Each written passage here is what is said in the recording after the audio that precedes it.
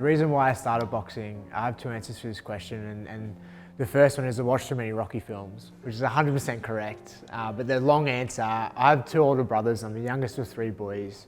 Come from a bit of a smaller town. They're real blokey blokes. Always out the back when I was younger, playing with dad in the shed, playing with power tools or digging holes, playing in dirt.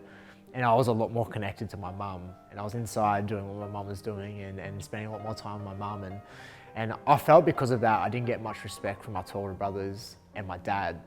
I felt like that, whether that's true, who knows, but I felt like that. And I think I started boxing, not that my brothers did it, but they were always fighting on the footy field, at home, at school. They're always fighting and just being blokes. And I think I initially started to gain a bit of respect from the males in my life. And as I said, mate, I just fell in love with the sport instantly and haven't looked back since.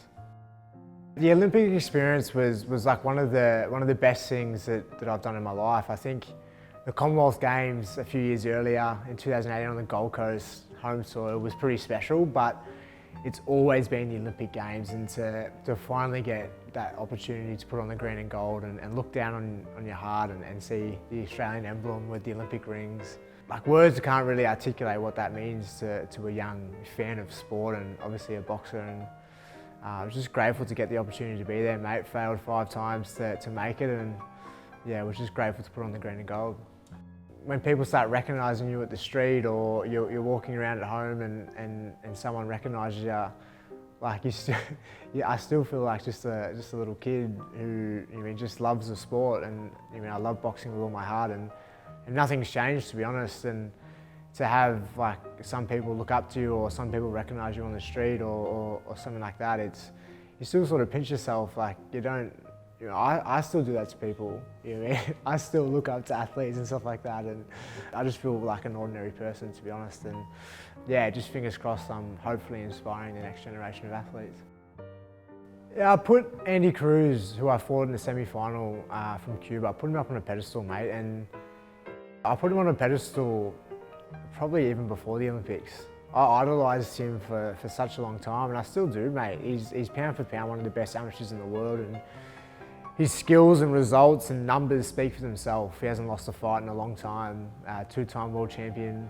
Like, he's an exceptional athlete, and to get into that ring, I always wanted to get into that ring and fight him and see how I stack up against the best in the world. And he was just too good for me, mate. And the reality is I can train harder now. I can know what worked in that fight and what didn't work, and I can evolve and grow my boxing from that. You only really grow when you challenge yourself against athletes. And I put him up on this pedestal, and I probably lost the fight before I got in there, but all in all, mate, I learned so much from that experience, and I'll only grow from that as an athlete. Keyshawn Davis is an exceptional athlete. We spent 6 weeks prior to the Olympics with the American team. So 3 weeks in America and then 3 weeks in Japan earlier prior to the Olympics. And I was doing a lot of work with Keyshawn and a few other American fighters, and he's an exceptional athlete. He probably won 75% of the rounds, to be honest. There was a couple of rounds that I was happy with, but I'm no liar. He's an exceptional athlete, and he will be an exceptional professional fighter. He's got punching power. You saw him at the Olympics, almost stopped a few people. I reckon he rattled the Cuban in the final, in the second round. He hit him with a beautiful shot. The Cuban's experience was able to move and get through that moment, but I actually think he hurt him. And he's got great reflexes. He's hungry. He's confident, cocky, but he needs that, and he's got that. And I actually think he's going to be an exceptional athlete. Like, once he gets his career started in the pros, and maybe one day, mate, we might see each other in the pro ranks. If Andy Cruz turned pro, mate, I think he would be an exceptional athlete. Obviously, the Cubans that have turned pro, Rigondeaux, over the longer distance, that's when they start getting hit a bit more in the later rounds, and you can't maintain that up on that reflex for forever. You're going to slow it down eventually in rounds 8 to 12 and stuff like that. And I still think, though, he's an exceptional athlete, and I think he will give a lot of people trouble if he turned pro. I was going to wear a dress to the opening ceremony, but I decided not to, mate. Like, the opening ceremony is a pretty sacred moment for all athletes in the Australian team, and I didn't want to take the spotlight or try and grab the spotlight away from anyone, and I didn't want to disrespect anyone either. The world we live in now, people overanalyze everything, and some people to criticise that for sure. And I'm there to do business as well, and I think getting a bit of hype and attention prior to even fighting, it probably would have been a bit too much. I'm grateful I didn't do it, but in the pro ranks, mate, I'm sure there'll be a few things that I do in my career that would be strange and unusual and unauthentic or not a stereotypical boxer. And I'm okay with that, mate. My partner actually calls me a walking contradiction. I just do so many different things. I'm into some weird things and I'm into something polar opposite, and trying anything, even if it's something that I might not find fun at all. I started, I'm like, oh, actually, I enjoy this.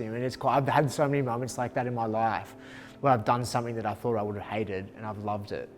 Boxing being one of them. I never thought that a scared little timid 9-year-old boy would have loved boxing, and I fell in love with it within the first week. And yeah, I think that's the best thing about being human, is how special, unique and different we are. Most of the best fighters in the history of boxing, a lot of them, Muhammad Ali, Vasily Lomachenko, Andre Ward, Sugar Ray Leonard, Roy Jones, the list goes on, bronze bomber at the moment. So many of them, Anthony Joshua, so many of them went to the Olympics and did well, won a medal of some sort. Roy Jones Jr. silver medal, should have been gold.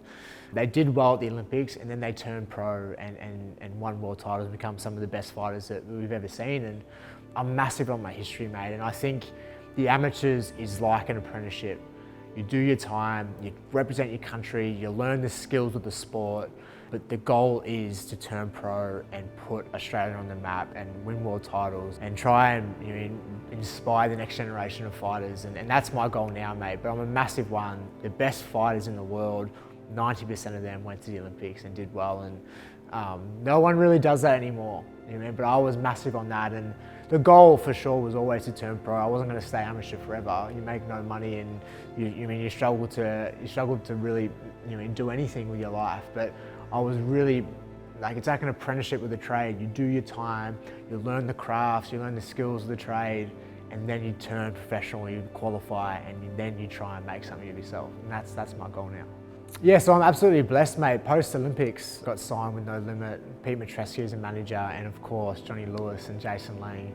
Johnny coming out of retirement, our best, most successful coach that we've ever had. And I'm just grateful, mate. I feel inspired. I wouldn't say reborn because I never lost anything, but I feel a little bit like re-energized and I'm just excited, mate. I feel like a little boy again. Like anything your coach says jump, you say how high.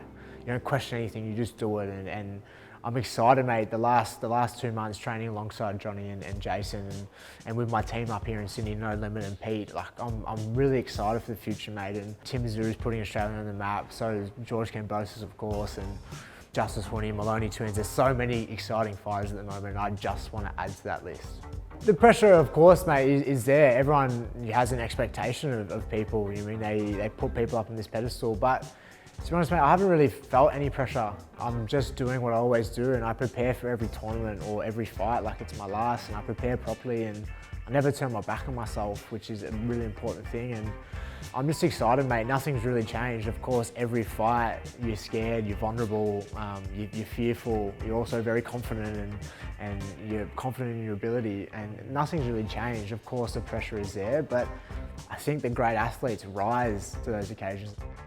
Yeah, ballet is still part of the training now. I've turned pro, so Sydney Dance Academy up here in Sydney. I have a school down in Melbourne that I usually go to, so I'm absolutely sad to leave there because it was a great school and I love the community there. But Sydney Dance Academy's here, they've got beginners class and me and my partner have been doing even contemporary dancing, mixing it up, doing different genres. And mate, awesome for any athlete to do any form of dance, and I think ballet for boxing is absolutely exceptional. The transferring of the weight, the strictness, the discipline that they have, the power they generate through their legs. That's where all of our power's from our legs up. And I'm absolutely, I've fallen in love with that too, mate, and I'll continue doing that well and truly past my boxing career.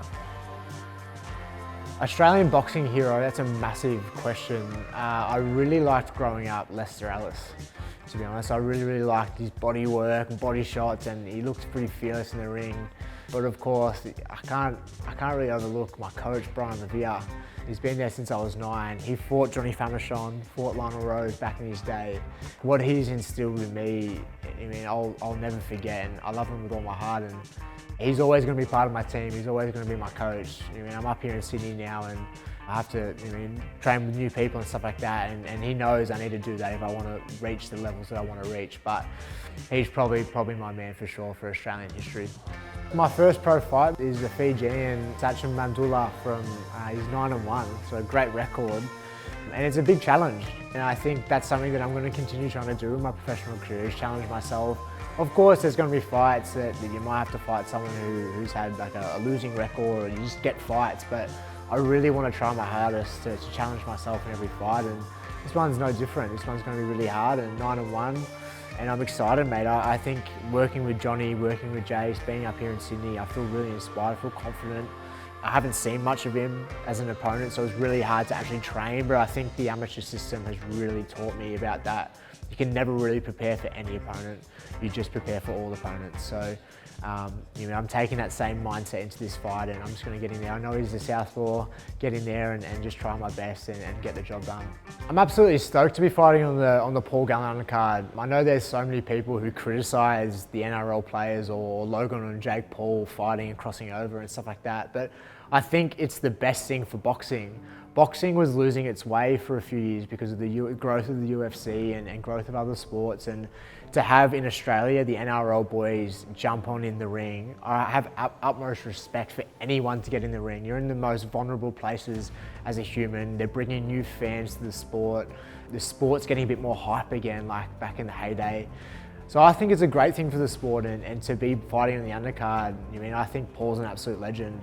He trains hard. She saw in that Huni fight how tough he is. You can't question his toughness. And I've trained with him for a few days, and I've seen how hard he trains, and I'm just grateful to be fighting his undercard, mate, and fingers crossed some of those NRL fans start supporting the boxers now. I think for me, mate, what I'm going to plan to show the audience is just my skill. I'm going to show that I actually do have punching power. A lot of people in my amateur careers didn't back my punching power. A lot of people don't think I'll be any good as a pro, and I love this stuff. Keep telling me what I'm not going to be. Keep telling me I'll prove you all wrong, and I've had that my whole life. Whether it's a story I make up on my head, but I've felt my whole life people think I can't do this. People have even said that I can't do this. I'm real spiteful, and I will do it just because you said I can't. And I just want to try my best to really knuckle down to the pros, plant my feet a bit more, and put on a show for the crowd. The crowd are the people who make the sport what it is, and if it wasn't for the crowd, we'd just be in the gym, buddy, at the RSL club or something like that. So I'm going to be out there, mate, trying to do the crowd, make them happy.